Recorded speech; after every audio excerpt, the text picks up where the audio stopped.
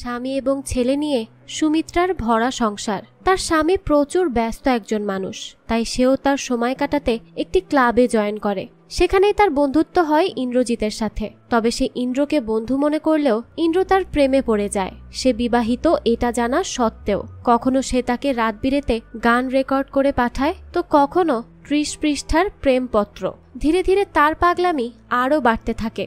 সেই সাথে সুমিত্রাও তার প্রতি দুর্বল হতে থাকে। এখন সে কি করবে? তার বন্ধুত্ব সামলাবে নাকি সংসার? এরকমই 5টি ভিন্ন স্বাদের ভালোবাসার গল্প নিয়ে আজকের এই সিরিজ, যার নাম 5 ফোড়ন। তাহলে চলুন আর দেরি না করে শুরু করা যাক। প্রথম গল্প, ফড়িংয়ের বউ। গল্পের শুরুতে আমরা সরকারি চাকরিজীবী শান্তনুকে দেখি। শান্তনু তার স্ত্রী এবং সন্তানকে নিয়ে নতুন একটি জায়গায় শিফট হয়েছে। কাজের এক ফাঁকে শান্তনু তার মেয়ে চিনিকে স্কুল থেকে আনতে যায়। সেই স্কুলে গিয়ে কিছুক্ষণ চিনিকে খুঁজতে থাকে। তখন সে একটি দেয়ালের পাশে চিনিকে খুঁজে পায়, যেখানে চিনি একা একাই খেলা করছিল। শান্তনু চিনিকে নিয়ে বাড়ি ফেরার সময় চিনিকে জিজ্ঞেস করে সে কি তার নতুন স্কুলে কোনো বন্ধু বানিয়েছে, যার উত্তরে চিনি বলে সে অনেক বন্ধু বানিয়েছে। এরপর শান্তনু চিনিকে বাড়ি রেখে আবারও অফিসে চলে যায়। কিছুক্ষণ পর চুপচাপ স্বভাবের চিনি বাড়ির সামনে একা একাই বসে খেলা করতে থাকে। চিনি লাজুক স্বভাবের হওয়াতে সবার সাথে বেশি একটা মিশতে পারে না। পাড়ার অন্যান্য বাচ্চারা মাঠে খেলা করলেও সে তো একা বসেই খেলা করতে থাকে। তখন পাড়ার এক লোক সেই পথ দিয়েই যাচ্ছিল। সে চিনিকে তার নাম জিজ্ঞেস করে। এরপর সে চিনিকে নিয়ে সেই বাচ্চাদের কাছে যায় যারা মাঠেই খেলা করছিল। সেই লোকটি চিনিকে বাচ্চাগুলোর সাথে খেলা করতে দিয়ে চলে যায়। বাচ্চারাও চিনিকে নিয়ে খেলা করতে থাকে। আর খেলা করার একটা সময় একটি বাচ্চা গাছের উপর বসে থাকা একটি ফড়িংকে দেখতে পায়। সে ফড়িংটিকে ধরে ফেললে তারা সবাই মিলে চিনিকে সেই ফড়িংয়ের সাথে বিয়ে দিয়ে দেয়। আর চিনিও তার ফড়িং স্বামীকে নিয়ে বাড়ি ফিরে আসে। সে ফড়িংটিকে একটি কাচের বয়ামের মধ্যে রেখে দেয়। রাতের বেলা শান্তনু বাড়ি ফিরে এসে চিনির সাথে কিছুক্ষণ খেলাধুলা করে। এরপর চিনি রাতের খাবার খাওয়ার সময় এক টুকরো রুটি তার ফড়িংকে দেয়, যাতে করে তাকে অভুক্ত না থাকতে হয়। ঘুমানোর সময় তার বাবা মা যেমন একসাথে ঘুমায়, ঠিক তেমনি সেও তার ফড়িং স্বামীকে নিয়ে ঘুমায়। ছোট্ট চিনি যেন ফড়িংটিকে তার স্বামী হিসেবেই মেনে নিয়েছে। পরের দিন স্কুলে যাওয়ার সময়ও সে তার ফড়িংটিকে ব্যাগে করে নিয়ে যায়। ক্লাস চলাকালীন বাকি বাচ্চারা পড়ায় মনোযোগী হলেও চিনি তার ফড়িং নিয়েই ব্যস্ত থাকে। ক্লাস টিচার তা খেয়াল করে চিনিকে অনেক বকাবকি করে। এরপর সে চিনির ব্যাগ থেকে ফড়িংয়ের বয়ামটি বের করে জানালার পাশেই রেখে দেয়। তখন তার পাড়ার বন্ধুদের থেকে বাকি বাচ্চারা যখন জানতে পারে কাল চিনির সাথে ফড়িংয়ের বিয়ে হয়ে গেছে, তখন সবাই তাকে নিয়ে হাসাহাসি করে, কারণ চিনি একটি ফড়িংকে বিয়ে করেছে। এই নিয়ে সবাই হাসি ঠাট্টা করতে থাকে। ক্লাস শিক্ষিকা সবাইকে চুপ করিয়ে দিলেও চিনি অনেক কষ্ট পায়, কারণ সবাই তাকে নিয়ে হাসাহাসি করছে। তো ক্লাস শেষে শিক্ষিকা চলে গেলে চিনির বন্ধুরা সবাই তাকে নিয়ে আবারও হাসতে থাকে, কারণ ওই যে সে তো একটি ফড়িংকে বিয়ে করেছে।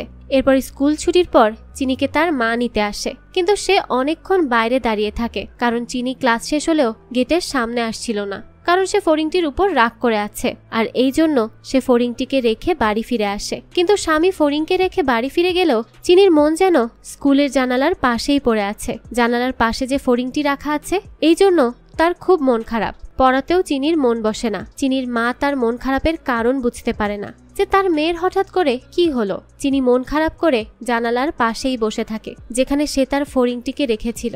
চিনির মা চিনির বাবাকে চিনির মন খারাপের কথা বললেও সে তার কথার বেশি একটা গুরুত্ব দেয় না। খাবার খেতে গিয়েও চিনি চুপচাপ বসে থাকে। শান্তনু তখন চিনিকে আদর করে খাওয়াতে গেলেও সে খাবার খায় না। রাতের বেলা ঘুমাতে গেলেও তার ঘুম আসে না, কারণ সে তার ফড়িংটিকে অনেক মিস করছিল। সারা রাত এপাশ ওপাশ করতে করতে কোনো রকমে রাতটা কাটিয়ে পরের দিন ভোরবেলায় সে শান্তনুকে ঘুম থেকে ডেকে তোলে স্কুলে যাওয়ার জন্য। শান্তনু ঘুম থেকে না উঠলে সে নিজে নিজে ব্রাশ করে আর চুল আঁচড়িয়ে স্কুল ড্রেস পরে স্কুলে যাওয়ার জন্য তৈরি হয়ে যায়। শান্তনু চিনিকে এত তাড়াতাড়ি স্কুলে যাওয়ার জন্য রেডি হতে দেখে একটু অবাকই হয়, কারণ সে তো এমনটা আগে কখনোই করেনি। চিনি তখন শান্তনুর কাছে আজ তাড়াতাড়ি স্কুলে যাওয়ার জন্য বলে আর বায়না করতে থাকে। তখন শান্তনুও তাড়াতাড়ি তৈরি হয়ে যায় আর চিনিকে নিয়ে স্কুলের দিকে রওনা দেয়। স্কুলে গিয়ে চিনি সেই জানালার পাশে তার ফড়িংটিকে খুঁজতে থাকে, কিন্তু ফড়িংটি জানালার পাশে ছিল না। তাই সে পুরো স্কুলে ফড়িংটিকে খুঁজে বেড়ায়। অনেক খোঁজাখুঁজির পর সে ফড়িংয়ের ভাঙা বয়মটি খুঁজে পায়, যার এক পাশে ফড়িংটি পড়ে আছে। তাই সে আর দেরি না করে তার ওয়াটার বোতল থেকে একটু পানি নিয়ে ফড়িংটির গায়ে দেয়। কিন্তু তখনই ক্লাস টিচার সেখানে চলে আসে আর চিনিকে বকা দিতে থাকে, কারণ চিনি ক্লাসে না গিয়ে এখানে বসে আছে। টিচারকে দেখে চিনি উঠে দাঁড়ায়, কিন্তু ভুলবশত সে তার ফড়িংটির উপর পা দিয়ে দেয়, যে যেন তার ফড়িংটি সেখানেই পিষে মারা যায়। যাকে মরে যেতে দেখে চিনি হা হয়ে যায়। তার কানে যেন কারোর ডাক যাচ্ছিল না। সে এক দৃষ্টিতে ফড়িংটির দিকেই তাকিয়ে থাকে, যাকে সে তার স্বামী বলেই মেনে নিয়েছিল। আর এই দৃশ্যের সাথেই গল্পটিও শেষ হয়ে যায়। এই গল্পের ছোট্ট চিনিকে দিয়ে আমাদের এটা বোঝানো হয়েছে যে পরিস্থিতি যেমনই হোক না কেন, আমাদের সবসময় হুট করে কোনো সিদ্ধান্ত না নেওয়াই উচিত। কারণ চিনি অভিমান করে ফড়িংকে রেখে চলে গিয়েছিল, কিন্তু পরবর্তীতে সে অনেক আফসোস করে এবং ফলস্বরূপ তার ফড়িংকে হারিয়ে ফেলে, যেমনটা আমরা অনেকেই করে থাকি। তাই হুট করে কোনো সিদ্ধান্ত না নিয়ে আমাদের সময় নিয়ে যে কোনো সিদ্ধান্ত নিতে হবে, তাহলেই হয়তো আমরা সঠিক সিদ্ধান্ত নিতে পারবো। দ্বিতীয় গল্প, গোপনে প্রেম ছাড়ানো। গল্পের শুরুতে আমরা সুমিত্রাকে দেখি, স্বামী অরিন্দম মিত্র এবং এক ছেলেকে নিয়ে তার সুখের সংসার। সুমিত্রার স্বামী অরিন্দম একজন বিশিষ্ট ব্যবসায়ী। সে তার ব্যবসায়িক কাজে বেশিরভাগ সময় ব্যস্ত থাকে, তাই নিজের সময় কাটাতে এবং নিজেকে ব্যস্ত রাখতে সে একটি ক্লাবের সাথে যুক্ত হয়েছে। এরপর আমাদের সেই ক্লাবের একজন সদস্য ইন্দ্রজিৎকে দেখানো হয়, যে গান গেয়ে এবং বিভিন্ন কথা বলে সেগুলো ভিডিও করে সুমিত্রাকে পাঠায়। রাতের বেলা মেসেজের শব্দ পেয়ে অরিন্দম সুমিত্রাকে জিজ্ঞেস করে এত রাতে তাকে কে মেসেজ পাঠিয়েছে, যার প্রশ্নের উত্তরে সুমিত্রা তাকে মিথ্যা কথা বলে যে তাদের ক্লাবের গ্রুপ থেকে মেসেজ এসেছে। পরের দিন সকালবেলা সুমিত্রা তার ছেলেকে স্কুলে পাঠিয়ে দেয় আর ইন্দ্রজিতের পাঠানো মেসেজগুলোই দেখতে থাকে, যেখানে ইন্দ্রজিৎ তাকে উদ্দেশ্য করে অনেক গান এবং কবিতা বলে।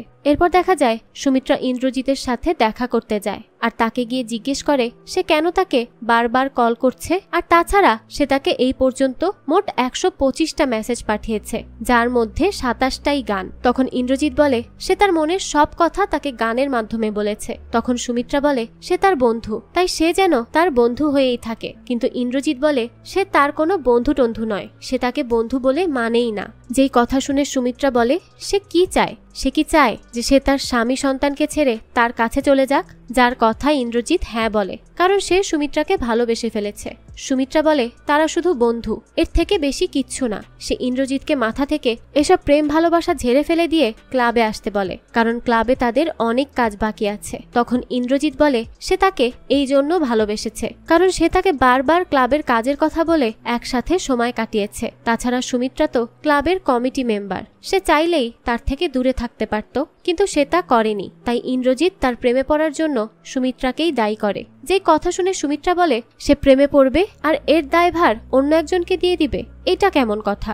সুমিত্রা ইন্দ্রজিৎকে তখন হুমকি দেয় আর বলে সে যদি আবার তাকে কোনো রকমের মেসেজ পাঠায় তাহলে তার থেকে খারাপ আর কেউ হবে না। এই বলে সে ইন্দ্রজিৎকে হুমকি দিলেও ইন্দ্রজিৎ তার হুমকিকে সাদরে গ্রহণ করে। এরপর সুমিত্রা বাড়ি ফিরে এসে দেখে তার স্বামী অরিন্দম তখনও মিটিং করছে। অরিন্দম এতটাই ব্যস্ত থাকে যে সে সুমিত্রাকে সময় দিতে পারে না। সুমিত্রা এরপর বাড়ি ফিরে এসে তার পিয়ানো বাজাতে থাকে। তখন অরিন্দম তার মিটিং রেখে সুমিত্রাকে বলে সে অনেকদিন পরে তার পিয়ানো বাজাচ্ছে, যার কথা শুনে সুমিত্রা এই ভেবে খুশি হয় যে অরিন্দম হয়তো মিটিং শেষ করে তার সাথে গল্প করতে এসেছে। কিন্তু তার খুশি তো ধূলিসাৎ হয়ে যায়, কারণ অরিন্দম তার কাছে না এসে তার রুমের দরজা লাগিয়ে মিটিং করতে বসে, যাতে করে সুমিত্রার পিয়ানো বাজানোর শব্দ তার মিটিংয়ে কোনো প্রকার ডিস্টার্ব না করে। অরিন্দম মিটিং শেষ করে অনেক খুশি হয়, কারণ সে অনেক বড় একটি প্রজেক্ট পেয়েছে আজকে, যেটা পেয়ে সে খুশিতে সুমিত্রাকে জড়িয়ে ধরে। সে সুমিত্রাকে বলে এই প্রজেক্ট পাওয়াতে তার অনেক লাভ হবে, শুধুমাত্র 1 বছরের মধ্যে এই প্রজেক্ট শেষ হবে। তখন সুমিত্রা বলে সে তার প্রজেক্টের কাজে ব্যস্ত হয়ে পড়বে, এর মানে তাদের সমস্ত প্ল্যান ক্যান্সেল। তখন অরিন্দম তার কাছে 6 মাস সময় চায় আর বলে এরপর থেকে সুমিত্রা যা বলবে সে তাই করবে। সুমিত্রা বলে সে তার কাজ নিয়ে ঘোরাফেরা করবে, আর সে কি একা একা বাড়িতে বসে থাকবে? এমন করে তাকে একা একা চলতে হলে সে অ্যাফেয়ার করবে। যেই কথা শুনে অরিন্দম হেসে দেয় আর বলে তাহলে সে তার জন্য বয়ফ্রেন্ড সিলেক্ট করে দিবে, কারণ সে অরিন্দমের স্ত্রী, যার তার সাথে তো সে আর রিলেশনে যেতে পারবে না, তাই না? পরের দিন সুমিত্রা ক্লাবে গেলে সেখানকার একজন মেম্বার তাকে একটি এনভেলপ দেয় আর বলে এটা ইন্দ্রজিৎ তার জন্য পাঠিয়েছে, যেখানে ক্লাবের কিছু প্রয়োজনীয় জিনিসপত্রের লিস্ট রয়েছে। সুমিত্রা সেই এনভেলপটি খুললে সেখানে কোনো লিস্ট তো দূরের কথা, কোনো প্রয়োজনীয় কিছুই দেখতে পায় না, কারণ সেখানে ছিল ইন্দ্রজিতের পক্ষ থেকে পাঠানো 30 পৃষ্ঠার প্রেমপত্র। তাই সে আর দেরি না করে ইন্দ্রজিতের সাথে এই ব্যাপারে কথা বলতে যায়। তখন ইন্দ্রজিৎ বলে বলে সে তাকে SMS পাঠাতে নিষেধ করেছিল, তাই সে তার জন্য রাত জেগে জেগে প্রেমপত্র লিখেছে, কারণ সে তাকে প্রেমপত্র লিখতে বারণ করেনি। সুমিত্রা বলে সে কি এসব লিখতে গিয়ে হাঁপিয়ে যায় না, তার কি আর কোনো কাজ নেই? যার উত্তরে ইন্দ্রজিৎ বলে একবার সে তাকে ভালোবাসে বলে দেখতেই পারে, সে আরো কত কিছু করবে তার জন্য। তখন সুমিত্রা বলে সে শুনেছে ইন্দ্রজিৎ একজন লয়ার, তাহলে সে কেন তার কর্মজীবন নিয়ে ব্যস্ত থাকে না? উত্তরে ইন্দ্রজিৎ বলে আজকাল সব গরিব মানুষ, কেউ ফিস দেয় না, তাই সেও আর কারো কেস লড়ে না। সুমিত্রা তখন তার পাশে বসে এবং বলে অরিন্দম বছরে 10 মিলিয়ন টাকা ইনকাম করে, সে অরিন্দমের সাথে না থেকে তার সাথে থাকার কথা বলছে যে বেকার বসে থাকে। ইন্দ্রজিৎ বলে সে তো তাকে তার পিয়ানো ঠিক করে দেয়নি, তাই তার স্বামী বাজাচ্ছে ডলার আর সে বাজাচ্ছে ঢোল, আর এটাকে কখনো ভালোবাসা বলে না, কারণ তাদের ভালোবাসার মধ্যে টাকাকে বেশি গুরুত্ব দেওয়া হচ্ছে। আর সুমিত্রাও তাকে অল্প অল্প ভালোবাসে, তা না হলে সে এই চিঠিগুলো নিয়ে তার কাছে কেন এসেছে? সে চিঠিগুলো তো ফেলে দিলেই পারত। যেই কথা শুনে সুমিত্রার সমস্ত চিঠি ডাস্টবিনে ফেলে দেয়। তখনই অরিন্দম কল করে। অরিন্দম যখন জিজ্ঞেস করে সে কোথায়, সে অরিন্দমকে মিথ্যা কথা বলে যে সে ক্লাবের মিটিংয়ে আছে। যেই কথা শুনে ইন্দ্রজিৎ তাকে বলে সে অরিন্দমকে মিথ্যা বলছে, এর মানে সে তাকে গুরুত্ব দিচ্ছে। যে কথা শুনে সুমিত্রা বিরক্ত হয়ে যায় আর তার বাড়ি ফিরে যায়। এরপর আমাদের ইন্দ্রজিতের মাকে দেখানো হয়। ইন্দ্রজিৎ তার মাকে সুমিত্রার কথা জানায়। তখন তার মা তাকে বিয়ে করে নিতে বলে। তখনই ইন্দ্রজিৎ বলে কিন্তু কিভাবে মা, সুমিত্রা তো বিবাহিত এবং তার একটি ছেলেও রয়েছে। তখন তার মা বলে আসল কথা হলো সুমিত্রা তাকে ভালোবাসে কিনা, সে যদি তাকে ভালোবাসে তাহলে তাদের বিয়ে করে নেওয়া উচিত। মায়ের এসব কথা শুনে ইন্দ্রজিতের কনফিডেন্স তো আরো এক ধাপ বেড়ে যায়। তাই সে পরের দিন সকালবেলাতেই সুমিত্রার পিয়ানো ঠিক করার জন্য দুজন লোককে নিয়ে চলে আসে তার বাড়িতে। অরিন্দম তার মিটিংয়ে ব্যস্ত থাকার সুযোগে ইন্দ্রজিৎ তার সুমিত্রাকে বলে তার মা তাদের বিয়েতে রাজি আছে। যেই কথা শুনে সুমিত্রা হা হয়ে যায় যে এই ছেলেটা কি পাগল টাগল হয়ে গেল নাকি, তার মাকেও এই বিষয়ে জানিয়ে দিয়েছে। তো এরপর দেখা যায় তারা দুজন একসাথে হাঁটতে বের হয়। ইন্দ্রজিৎ সুমিত্রাকে বলে সে কি তাকে বিয়ে করবে না, যার প্রশ্নের উত্তরে সুমিত্রা বলে সে তাকে বিয়ে করতে পারবে না। তখন ইন্দ্রজিৎ বলে সে যদি তাকে বিয়েই না করে তাহলে একসাথে হাঁটতে বের হয়েছে কেন? সুমিত্রা বলে সে তো তাকে বোঝাচ্ছে যে সে তাকে বিয়ে করতে পারবে না। ইন্দ্রজিৎ বলে সে কি তাকে এটা বোঝাতে চাইছে যে সে তাকে পছন্দ করে না? সুমিত্রা বলে সে তাকে পছন্দ করে, কিন্তু তাই বলে এই নয় যে সে তাকে বিয়ে করবে। ইন্দ্রজিৎ বলে সে এত কথা বুঝতে চায় না, সে শুধু জানতে চায় সে তাকে বিয়ে করবে কিনা। সুমিত্রা বলে সে তাকে এতদিন ধরে এটাই বুঝাচ্ছে যে এটা কখনো সম্ভব নয়। তখন ইন্দ্রজিৎ বলে তাহলে আর কি, সে সবার আগে ক্লাব ছেড়ে দিবে, এরপর দেবদাসের মতো মদ খেয়ে পড়ে থাকবে, কারণ তার মাথায় চোখে সারাদিন সুমিত্রাই ঘুরপাক খায়। সুমিত্রা তাকে দেবদাস হয়ে পড়ে থাকতে বারণ করলেও ইন্দ্রজিৎ তার কোনো কথাই শোনে না আর সেখান থেকে চলে যায়। তখন সুমিত্রা সেখানকার একটি পোস্টারে গোপনে প্রেম ছাড়ানো নামের একটি বিজ্ঞাপন দেখতে পায়। এরপর সে পোস্টারে লেখা ঠিকানা অনুযায়ী চলে যায় রাধারমন দাস নামের এক লোকের সাথে দেখা করতে, যে ইন্দ্রজিৎকে তার থেকে দূরে সরাতে পারবে। তো রাধারমন বলে সে কি সত্যি ইন্দ্রজিতের প্রেম ছাড়াতে চায়, কারণ ইন্দ্রজিৎ যা চায় সেটা সুমিত্রার পক্ষে দেয়া সম্ভব নয়। রাধারমন বাবু সুমিত্রাকে দুটো সিডি দেয়, যার একটা সে সুমিত্রাকে দেখতে বলে এবং অপরটা ইন্দ্রজিৎকে দিতে বলে। সুমিত্রা বলে সে কেন এই সিডি দেখবে, যার প্রশ্নের উত্তরে রাধারমন বাবু বলে সুমিত্রা নিজেও ইন্দ্রজিৎকে একটু একটু ভালোবেসে ফেলেছে, কিন্তু সে যেহেতু তার স্বামী সন্তান নিয়েই থাকতে চায় তাই তার ভেতরে থাকা ইন্দ্রজিতের জন্য সৃষ্টি হওয়া ভালোবাসাটাকেও মেরে ফেলতে হবে। যেই কথা শুনে সুমিত্রা তার কথা মেনে নেয়। এরপর আমাদের ইন্দ্রজিৎকে দেখানো হয় যে সুমিত্রার পাঠানো সেই সিডিটা শোনে। এর পরের দিন সুমিত্রা এবং অরিন্দম মর্নিং ওয়াকে বের হয়। তখন তাদের ক্লাবের এক লোকের সাথে সুমিত্রার দেখা হয়। লোকটি সুমিত্রাকে বলে ইন্দ্রজিৎ ক্লাব ছেড়ে চলে গেছে, আর সে চলে যাওয়াতে তাদের ক্লাবের এখন কি হবে। ইন্দ্রজিৎই তো তাদের ক্লাবের সবকিছু সামলাতো। আমরা বুঝতে পারি সুমিত্রার পাঠানো সিডি শুনেই ইন্দ্রজিৎ এই কাজ করেছে। অরিন্দম বলে ইন্দ্রজিৎ তো সুমিত্রার বন্ধু, সে ইন্দ্রজিতের সাথে কথা বলবে, তারা যেন এই নিয়ে চিন্তা না করে। এই বলে সে চলে গেলেও সুমিত্রা কিছুটা অবাক হয়। সে তার মাথা থেকে ইন্দ্রজিতের কথা ঝেড়ে ফেলতে চায়, কিন্তু পারছিল না। সে তার মন স্থির করার জন্য যোগ ব্যায়াম করলেও কিছুতেই নিজেকে স্থির করতে পারছিল না। সে ইন্দ্রজিৎকে কল করলেও তার ফোন সুইচড অফ পায়। তাই কিছুক্ষণ পর সে ইন্দ্রজিতের সাথে দেখা করতে যায়। ইন্দ্রজিৎ তাকে দেখে কিছুটা অবাক হলেও মনে মনে অনেক খুশি হয়। সুমিত্রা ইন্দ্রজিৎকে বলে সে ক্লাব থেকে চলে এসেছে কেন এবং সে তার ফোনটাও অফ কেন করে রেখেছে। ইন্দ্রজিৎ বলে সেই তো তাকে দূরে দূরে থাকতে বলেছে, যে জন্যই সে এখান থেকে চলে যেতে চাইছে। ইন্দ্রজিৎ তখন সুমিত্রাকে তার সাথে লেকের পাশে হাঁটতে যেতে বলে, কারণ সে সুমিত্রার সাথে কিছু ভালো সময় কাটাতে চায়। সুমিত্রা বলে আজ অরিন্দম একটা পার্টি রেখেছে, তাই সে ইন্দ্রজিৎকে সেই পার্টিতে ইনভাইট করে। ইন্দ্রজিৎ বলে সে রিস্ক নিয়ে নিচ্ছে, কারণ সে যদি উল্টোপাল্টা কিছু করে ফেলে তখন কি হবে, অরিন্দম তো জেনে যাবে। কিন্তু সুমিত্রা তার কথা শোনে না, সে ইন্দ্রজিৎকে ইনভাইট করে তার বাড়ি ফিরে যায়। বাড়ি ফিরে গেলেও তার মনে ইন্দ্রজিৎকে নিয়েই একটা ভয় কাজ করতে থাকে। এরপর দেখা যায় সন্ধ্যাবেলায় পার্টিতে সুমিত্রা পিয়ানো বাজিয়ে গান গাইতে থাকে। তখন ইন্দ্রজিৎ সেখানে আসে আর মন দিয়ে তার গান শুনতে থাকে। তখনই অরিন্দম খাবার পরিবেশন করার জন্য জোরে জোরে কথা বলে ওঠে আর ইন্দ্রজিৎ রেগে তাকে চুপ করতে বলে, কারণ সুমিত্রা গান গাইছে কিন্তু সে তাকে ডিস্টার্ব করছে। তো ইন্দ্রজিতের এমন আচরণ দেখে অরিন্দমের রাগ হয়, তবে তারপরও সে তার রাগের বহিঃপ্রকাশ করে না, চুপ করে থাকে, কারণ না হলে একটা বড় সিন ক্রিয়েট হয়ে যাবে। তো কিছুক্ষণ পর ইন্দ্রজিৎ এবং সুমিত্রা বসে গল্প করছিল। সেই সময় ইন্দ্রজিৎ সুমিত্রাকে বলে অরিন্দম শুধু টাকাই চেনে, সে এত সুন্দর গান করছিল যেটা অরিন্দম অনুভবই করতে পারেনি। রাতের বেলা অরিন্দম সুমিত্রাকে কথায় কথায় বুঝিয়ে দেয় যে সে ইন্দ্রজিৎকে বেশি একটা পছন্দ করে না। আমরা তখন সুমিত্রার হাবভাব দেখে বুঝতে পারি যে সেও ইন্দ্রজিতের কথাই ভাবছিল। সে তখন অরিন্দমকে বলে সে কিছুদিন বাইরে ঘুরে আসতে চায়, তাই সে কি তার সাথে যাবে। যেই কথা শুনে অরিন্দম বলে সে এখন কিছুদিন ব্যস্ত থাকবে, তাই সে সুমিত্রাকে একা একাই ঘুরে আসতে বলে। সুমিত্রা কিছুক্ষণ ঠান্ডা মাথায় ভাবে যে সে কি করবে। তার স্বামী অরিন্দম তাকে খুব ভালোবাসে, কিন্তু সে তাকে সময় দিতে পারে না। আর অপরদিকে ইন্দ্রজিৎও তাকে ভালোবাসে এবং সে প্রতিটা মুহূর্ত তাকে নিয়ে কাটাতে চায়। সে বুঝতে পারছিল না সে কি তার মনের কথা শুনবে নাকি একজন দায়িত্বশীল স্ত্রী হয়েই থাকবে। তখন ইন্দ্রজিৎ তাকে একটি ভিডিও পাঠিয়ে দেয় আর বিদায় নিয়ে নেয়, কারণ তাকে ভোলার জন্য সে অনেক দূরে চলে যাচ্ছে। এই কথা জেনে সুমিত্রা আর দেরি করে না। পরের দিন সকালবেলা গাড়ি নিয়ে সে সোজা চলে যায় ইন্দ্রজিতের বাড়ির সামনে। ইন্দ্রজিৎ তখন ব্যাগপত্র গুছিয়ে চলে যাওয়ার জন্য প্রস্তুতি নেয়। তখনই সুমিত্রা তাকে গাড়িতে উঠিয়ে নিলে ইন্দ্রজিৎ বলে সে কি তাকে স্টেশনে ছেড়ে আসতে পারবে। তখন সুমিত্রা বলে দেখা যাক সে গাড়ি কতটুকু নিয়ে যেতে পারে।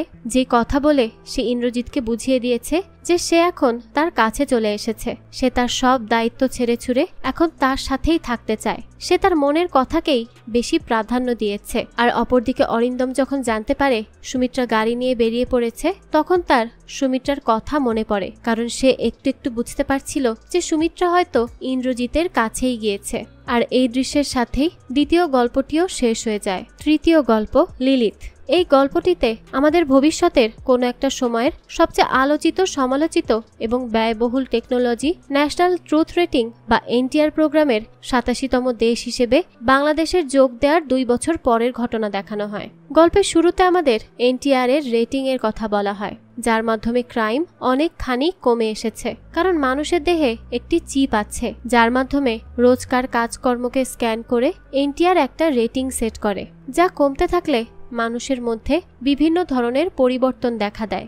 যেমন মিথ্যা বললেই ট্রুথ প্রোগ্রামার তা ধরে ফেলে এবং রেটিং কমিয়ে দেয়, যার ফলে 50%-এর নিচে এলে ছুটি পাওয়া বন্ধ, আর 40-এর নিচে এলে বিভিন্ন ওয়ার্নিং দেওয়া হয়। আর তার সবার সামনে উপস্থাপন হওয়ার জন্য চোখ লাল হয়ে যাওয়া, এই ব্যাপারটাও দেখা যায়। এরপর আমাদের এনটিআর এর চিফ সিকিউরিটি অফিসার নাজিম মাহমুদকে দেখানো হয়, যার কাছে একটি গোপন ইমেল আসে, যেখান থেকে সে জানতে পারে আদনান নামের একটি ছেলের রেটিং গত 6 মাস ধরে 90%ই হয়ে আছে। সেখান থেকে এক চুলও ওঠানামা করেনি, যেখানে একজন সাধারণ মানুষের পক্ষে এই রেটিং ধরে রাখাই সম্ভব নয়। সেখানে এই ছেলের টানা 6 মাস 90%ই আছে।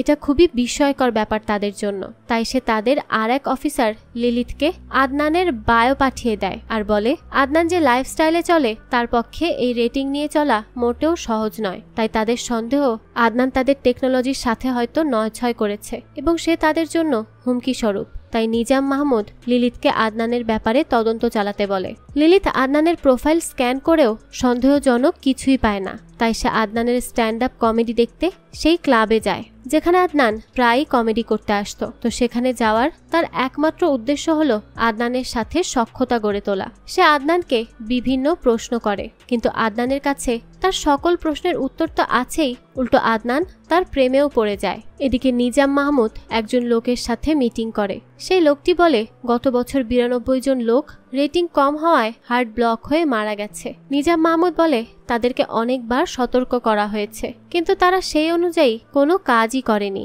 সবকিছু তাদের ইচ্ছা মতো করেছে, আর দেখো শেষমেশ মারা গেছে। লোকটি বলে এই বলে কি তার এই মৃত্যু কাম্য ছিল? যেই কথা শুনে নিজাম মাহমুদ রেগে যায় আর বলে সে শুধু মৃত্যুকে দেখছে, কিন্তু দেশের শান্তি শৃঙ্খলাকে দেখছে না। 50% ক্রাইম কমে গেছে এবং দেশের উন্নয়নে এনটিআর অনেক গুরুত্বপূর্ণ ভূমিকা রাখছে। তো তাদের মিটিং শেষ হলে লিলিত তার সাথে দেখা করতে আসে। লিলিত জানায় আদনান অতি ধূর্ত একজন লোক, যে মিথ্যা বলে কিন্তু এতেও তার রেটিং কমে না, তাই তাদেরকে আদনানকে ভালো করে চেক করা দরকার, তাহলেই হয়তো সব কারসাজি বের হয়ে আসবে। নিজাম মাহমুদ এর অনুমতি দিলে লিলিত আদনানের বিভিন্ন পরীক্ষা করায়। সে আদনানকে বলে কাল সে তাকে অনেক মিথ্যা বলেছে, কিন্তু এরপরও তার রেটিং কমেনি কেন? এর পেছনে কারণ কি? সবার তো একটু না একটু হলেও রেটিং কমে বাড়ে, তার ক্ষেত্রে এমন হয় কেন? তখন আদনান বলে সে তাকে মিথ্যা বলেনি, সে সত্যিই তার প্রেমে হাবুডুবু খাচ্ছে, আর এজন্যই হয়তো রেটিং কমেনি। এরপর তারা আদনানকে নতুন একটি এনটিআর চিপ লাগিয়ে দেয়। পরের দিন আদনান তার গার্লফ্রেন্ডের থেকে বিদায় নিয়ে অন্যান্য মেয়েদের সাথে ডেটে যায়, তবুও তার রেটিং কমে না, তার রেটিং এখনো একই রকম থাকে, কারণ সে তো তার গার্লফ্রেন্ডের থেকে অনুমতি নিয়েছে এবং অন্যান্য মেয়েদেরকে তার গার্লফ্রেন্ডের কথা জানিয়ে তারপরই সম্পর্ক গড়ে তুলেছে, যেজন্য আদনান মিথ্যাবাদী বা চিটার কিছুই হয় না।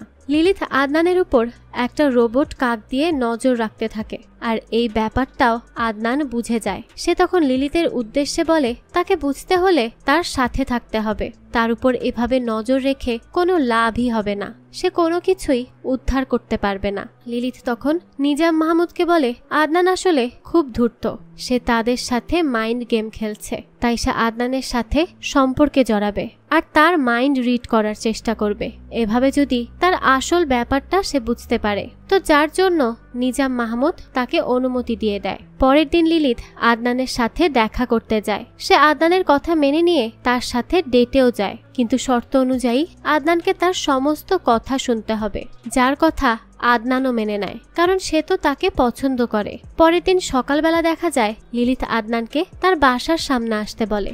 আদনানও তখন এই কথা শুনে খুশি মনে বাইক নিয়ে তার বাড়ির সামনে চলে আসে। এরপর তারা দুজনে বাইকে করে এদিক সেদিক ঘুরতে থাকে। তারা একসাথে অনেক সময় কাটাতে থাকে, আর সেই সময়গুলো বেশ ভালো ছিল।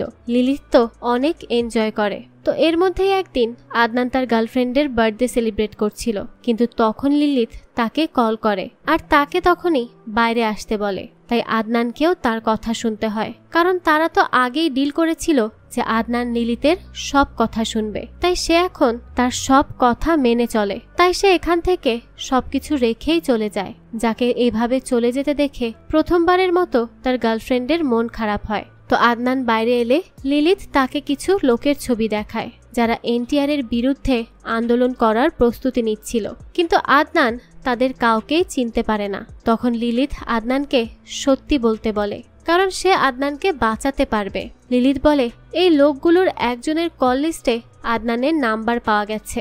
তখন আদনান অনেকক্ষণ ভাবে যে এটা কে। তখন তার মনে পড়ে যে একজন লোক এনটিআর নিয়ে তাকে শো করার জন্য কল করেছিল। তো এরপর তারা সেই লোকেশনে স্ক্যান করে সেই লোকগুলোর কাছে যায়, আর আদনানকেও তাদের সাথে গ্রেফতার করা হয়। লিলিত লোকগুলোকে আদনানের ব্যাপারে জিজ্ঞেস করে। তো ওই লোকগুলো বলে আদনান এনটিআর নিয়ে বিভিন্ন কথাবার্তা বলে, তাই সে তাকে শো করার জন্য কল করেছিল, কিন্তু আদনান তার কথায় রাজি হয়নি, কারণ তারা তাকে পেমেন্ট দিবে না, এই জন্য সে তাদেরকে মানা করে দিয়েছে। তো এরপর লিলিত এই সব কিছু জেনে শুনে নিজাম মাহমুদকে জানায় আদনান যা কল্পনা করে তাই বলে, বা যা বলে তাই কল্পনা করে, এই জন্য তার ব্রেনে কোনো প্রেসার পড়ে না এবং তার রেটিংসও কমে না, সব সময় একই রকম থাকে, একদম 90%-এ।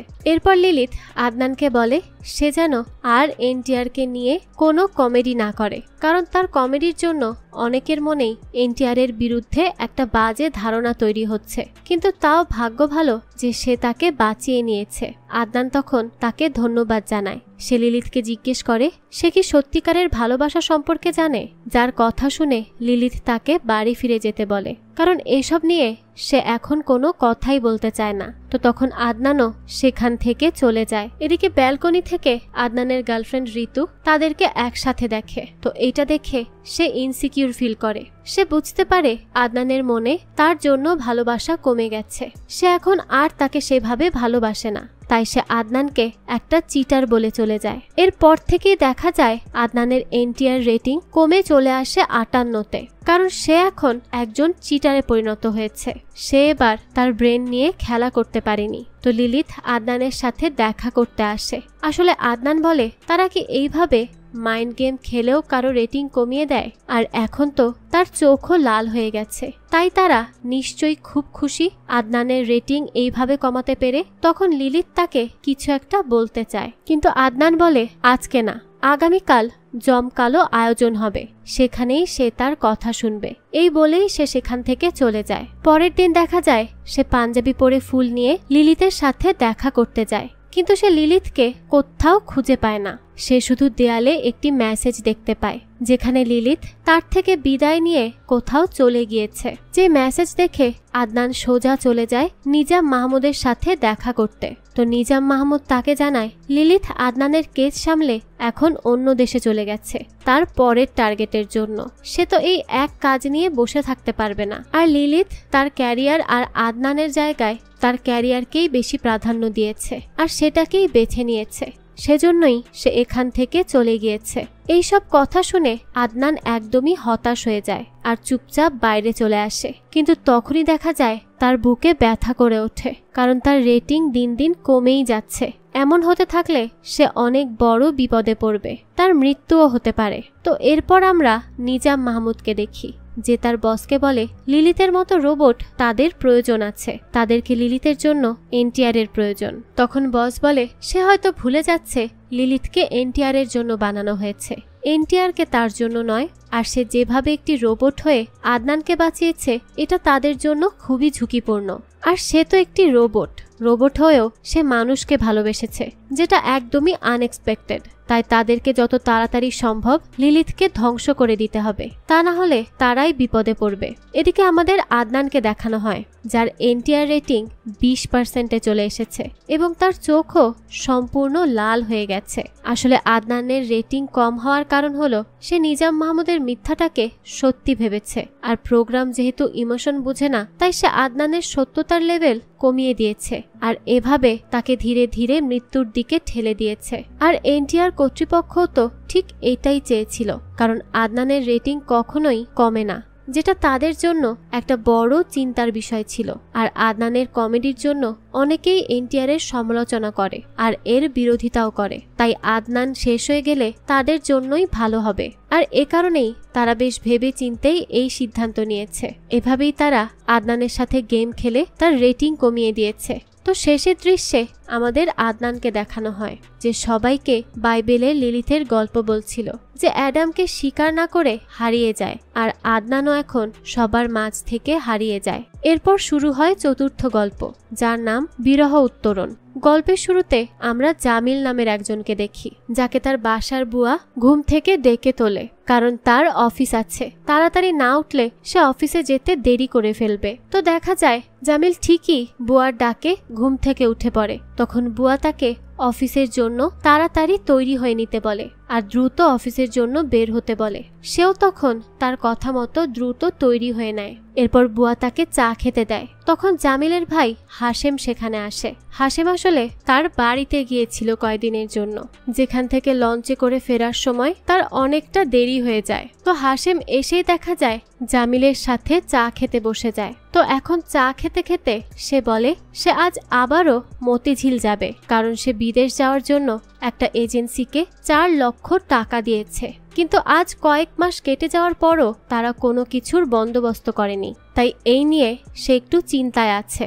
সেটারই খোঁজ খবর নিতে যাবে আর কি। তো তারা কথাবার্তা বলার পর জামিল অফিসের জন্য বেরিয়ে যেতে লাগলে হাশেম তাকে একটি মেয়ের ছবি দেখায় আর বলে এই মেয়েটি পড়ালেখা করছে এবং তার পরিবারও ঠিক আছে, কিন্তু জামিল দেখা যায় ওই মেয়েটির ছবি দেখেই না। তখন হাশেম তাকে বলে সে যেন তার অতীতকে ভুলে সামনের দিকে অগ্রসর হয়, সেটাই তার জন্য ভালো হবে, কারণ সে তার প্রাক্তনকে একদমই ভুলতে পারছিল না, আর এভাবে চলতে থাকলে তার জীবন অনেক কঠিন হয়ে উঠবে। হাশেম এত কথা বলার পরও জামিল তার কোনো কথারই জবাব দেয় না আর চুপচাপ সেখান থেকে অফিসে চলে যায়, যেখানে তার এক কলিগ বলে তাদের বস তাদের সাথে দেখা করতে চায়। জামিল তখন তার বসের কেবিনে যায়, তো বস তাকে বেশ বকা দেয়, কারণ অফিসের টাইম 9টা থেকে শুরু হলেও সে 11টার সময় অফিসে এসেছে, পুরো 2 ঘন্টা দেরি করেছে সে। জামিল বলে আসলে যানজটের কারণে তার অফিসে আসতে দেরি হয়ে গেছে। বস বলে ঢাকা শহরে যানজট নতুন কিছু তো নয়, তাই তাকে সময় মতো অফিসের উদ্দেশ্যে রওনা দিতে হবে, আর এর পরদিন যদি সে আবারও একই ভুল করে তাহলে তার বেতন থেকে জরিমানা পরিশোধ করতে হবে।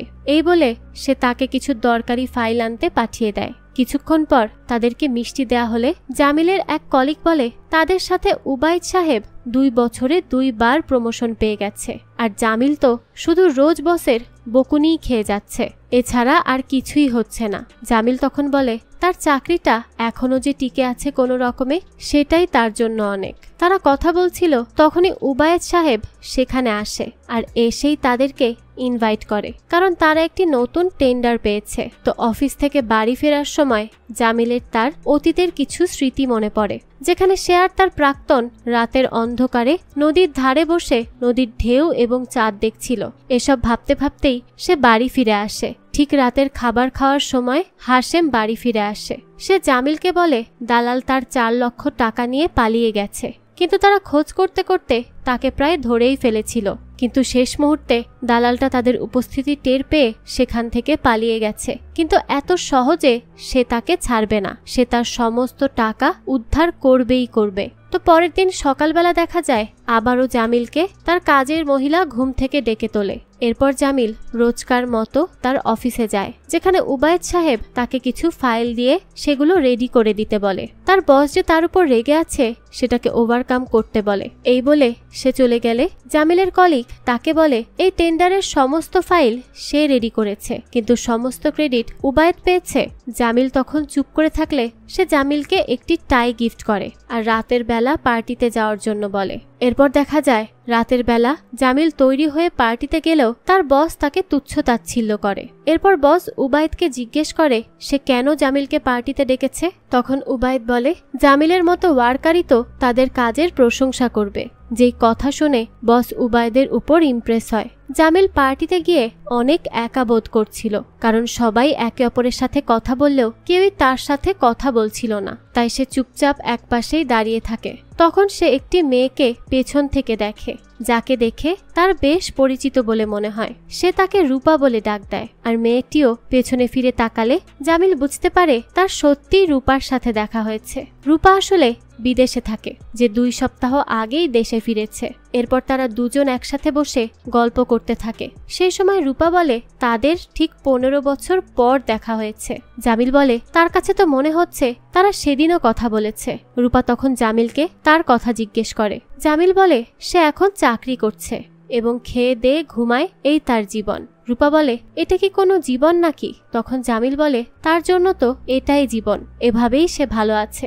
এরপর সে রূপাকে তার কথা জিজ্ঞেস করে। তখন রূপা বলে সে একজন ফ্যাশন ডিজাইনার, 2 সপ্তাহ আগে দেশে ফিরেছে, আর উবায়েদ তার আত্মীয় হয়। তাই সে জামিলকে উবায়েদ থেকে সাহায্য নিতে বলে যদি তার কোনো প্রয়োজন হয়। জামিল বলে সে কি পরিচয়ে উবায়েদের থেকে সুযোগ ভোগ করবে। তখন রূপা বলে তারা একসময় বন্ধু ছিল, এই বলে যেই কথা শুনে জামিল বলে আগে ছিল কিন্তু এখন আর নেই। রূপা আরো কিছু বলবে, এর আগেই উবায়েদ তাকে ডেকে নিয়ে চলে যায়। পরের দিন দেখা যায় জামিল রূপার বাড়ির সামনে গিয়ে দাঁড়িয়ে থাকে, যেটা আগে একটা দোতলা বিল্ডিং হলেও এখন তা বহুতল ভবনে পরিণত হয়েছে। তখন রূপা গাড়ি করে যাওয়ার সময় জামিলকে তার গাড়িতে তুলে নেয়। এরপর তারা দুজন একটি ক্যাফেতে যায়। রূপা জামিলকে জিজ্ঞেস করে সে কি বিয়ে করেনি। জামিল জানায় না।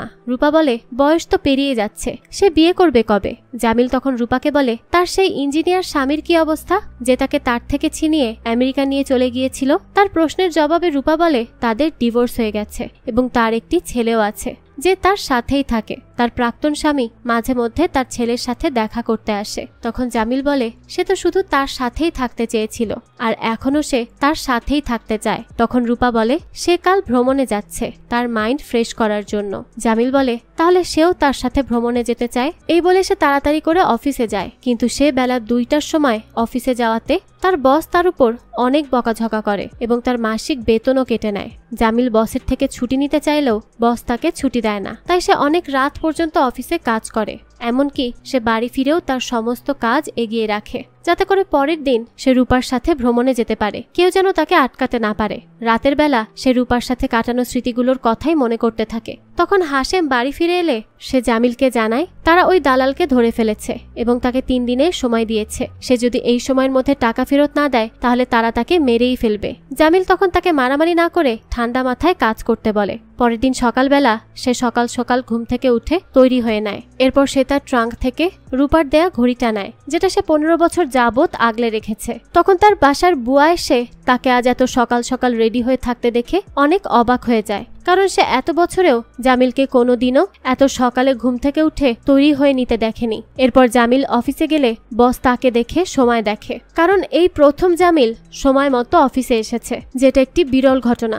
জামিল বসের কাছে তখন ছুটি চাইলে বস তাকে ছুটি দিতে চায় না, কারণ পরশুদিন তাদেরকে নতুন একটি টেন্ডারের ফাইল জমা দিতে হবে। তখন জামিল তাকে সেই ফাইলগুলো দেখায় যেখানকার সমস্ত কাজ সে শেষ করে ফেলেছে। এত অল্প সময়ে এতগুলো কাজ কমপ্লিট করে ফেলাতে বস তার উপর অনেক ইমপ্রেস হয় আর তাকে ছুটি দিয়ে দেয়। যার পর জামিল রাস্তায় দাঁড়িয়ে রূপার জন্যই অপেক্ষা করতে থাকে। অনেকক্ষণ দাঁড়িয়ে থাকার পর রূপা সেখানে আসে। সে তখন রূপার সাথে একটি রিসোর্টে যায়। যাত্রাপথে রূপা ধূমপান করতে থাকলে জামিল তাকে দেখে কিছুটা অবাক হয়, কারণ রূপা ধূমপান করা সহ্য করতে পারত না।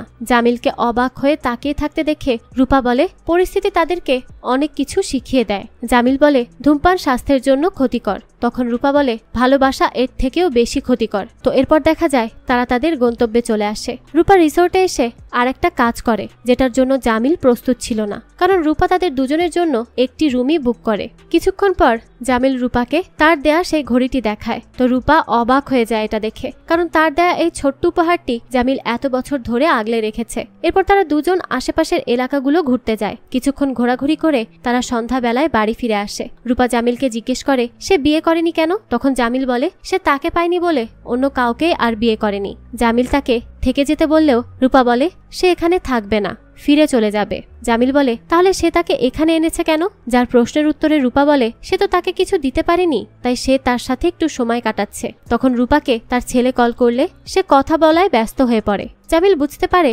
রূপা তার মতো অতীতকে আঁকড়ে ধরে বেঁচে নেই, সে তার বর্তমান নিয়ে অনেক খুশি আছে। সে যেই রূপাকে ভালোবেসেছিল এই রূপা সেই রূপা নয়। তাই পরের দিন তারা বাড়ি ফিরে আসে। জামিল সকাল সকাল অফিসে যাওয়ার জন্য রেডি হয়ে যায়, যাকে দেখে বুয়া আবারও অবাক হয়। তো জামিল বলে এখন থেকে তাকে সময় মতো অফিসে যেতে হবে। তখনই সেখানে হাশেম এসে উপস্থিত হয় আর জামিলকে জানায় সে সামনের মাসে বিদেশ চলে যাচ্ছে। এই বলে সে জামিলকে একটি মেয়ের ছবি দেখায় আর বলে মেয়েটি এবং তার পরিবার জামিলকে পছন্দ করেছে। তখন জামিল বলে তাদের যদি পছন্দ হয় তাহলে সম্পর্ক সামনে এগোতে পারে। যেই কথা শুনে হাশেমও অনেক খুশি হয়, কারণ জামিল এই প্রথমবার অন্য কোনো মেয়েকে পছন্দ করেছে। এরপর আমাদের জামিলকে দেখানো হয় যে তার অতীত ভুলে এখন বর্তমানকে নিয়েই বেঁচে আছে। তাই সে বিয়ে করে নিয়েছে এবং অতীতের সমস্ত স্মৃতি তার মন থেকে মুছে দিয়ে নতুন এক জীবনের সূচনা করেছে। আর এখানে এই গল্পটি শেষ হয়ে যায়। শুরু হয় আমাদের শেষ গল্প, যার নাম এক পাতি প্রেমের গল্প। শুরুতেই আমরা এই গল্পের প্রধান চরিত্র অয়নকে দেখি, যে তাদের কলেজে অনুষ্ঠিত হওয়া একটি অনুষ্ঠানে গিটার বাজাতে যায়, কিন্তু ব্যান্ড দলের অন্যান্য সদস্যরা তাকে বিশ্বাস করতে পারছিল না। তখন মধুচন্দ্রা তাদেরকে বুঝিয়ে বলে যে অয়ন গিটার বাজাতে পারবে। এই বলে তারা অয়নের হাতে গিটার ধরিয়ে দিলে সে খুব ভালো করেই গিটার বাজায় এবং তাদের কনসার্ট খুব ভালো হয়। মধুচন্দ্রা অয়নকে গবা বলে ডাকে, তাই সে খুব বিরক্ত হয়, কারণ অয়ন তার এই নিকনেম একদমই পছন্দ করে না। এরপর তারা দুজন গল্প করতে করতে রাস্তা দিয়ে হেঁটে যায়। তারা একসাথে চা খেতে লাগে। তখন অয়ন মধুচন্দ্রাকে একটি বই দেখায় যেখানে তার একটি কবিতা বের হয়েছে, কিন্তু সে এত কঠিন কঠিন ভাষায় কবিতা লেখে যে মধুচন্দ্রা তা পড়তেই পারছিল না। তাই সে আর নিজের মাথায় বেশি প্রেসার না দিয়ে বইটি রেখে দেয়। দেয়। এরপর সে তাদের সিলেবাসের একটি কবিতা অয়নকে বুঝিয়ে দিতে বলে, আর অয়ন তাই করে। এরপর অয়ন ছাদে বসে গান গাইতে থাকে।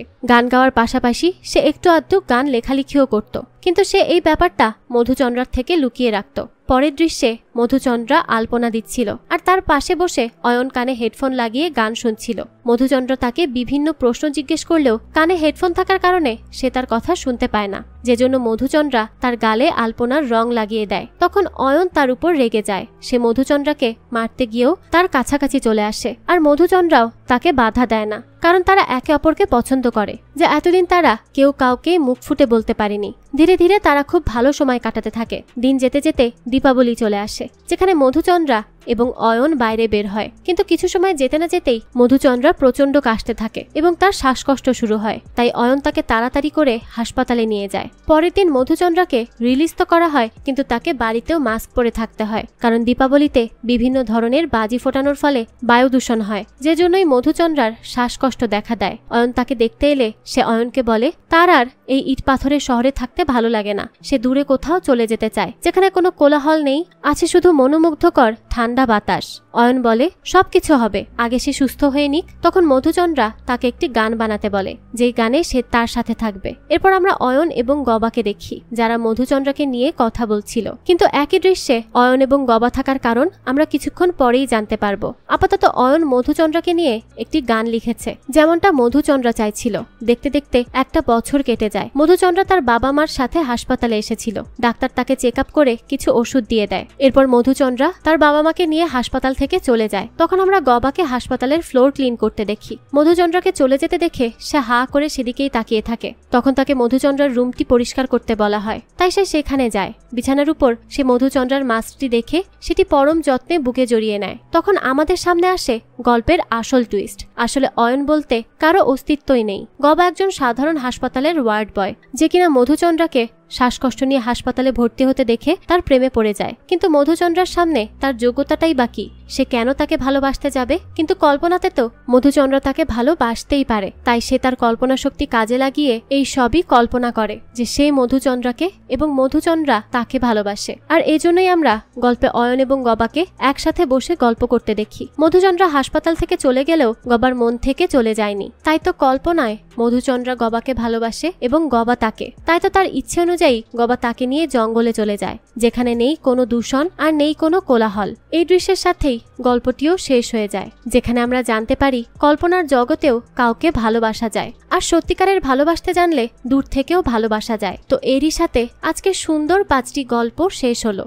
আপনাদের কাছে কোন গল্পটি সবচেয়ে বেশি ভালো লেগেছে সেটা অবশ্যই আমাদের কমেন্ট করে জানাবেন। আর এই ভিডিওটি যদি ভালো লেগে থাকে তাহলে একটি লাইক দিয়ে যাবেন। আমাদের চ্যানেলে কিন্তু প্রতিনিয়তই নতুন নতুন ভিডিও আপলোড করা হয়। সেই সব ভিডিওর আপডেট পেতে আমাদের চ্যানেলটিকে সাবস্ক্রাইব করে বেল আইকনে অল দিয়ে রাখতে কিন্তু ভুলবেন না। ধন্যবাদ।